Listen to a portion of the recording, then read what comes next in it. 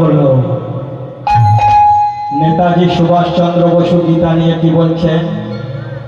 উনি তখনই যখন বাহিরে যেতেন, এক সময় থাইল্যান্ড থেকে ফিরছেন, এমন সময় এক অফিসার নেতাজিকে জিজ্ঞাসা করলো, নেতাজি আপনাকে তো খালি হাতে ফিরতে হলো গো। তখন নেতাজি তার প্রতি উত্তরে কি বলেছিলেন জানেন? কে বলেছে? আমি খালি হাতে ফিরছি, আমার সঙ্গে কি কি থাকে জানো? আমার সঙ্গে কি কি জিনিস থাকে? এক হচ্ছে আমার মা বাবার ছবি, দ্বিতীয় হচ্ছে আমার জপমালা, আর তৃতীয় হচ্ছে ভাগবত গীতা।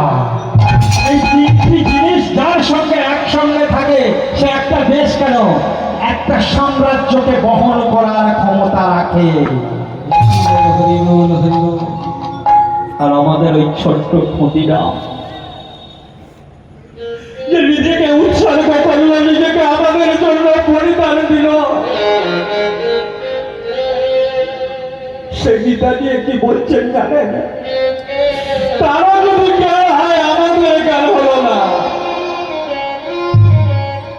জজ সাহেব তার মৃত্যুদণ্ড দিল, দেয়ার সঙ্গে সঙ্গে হো হো করে উঠলেন।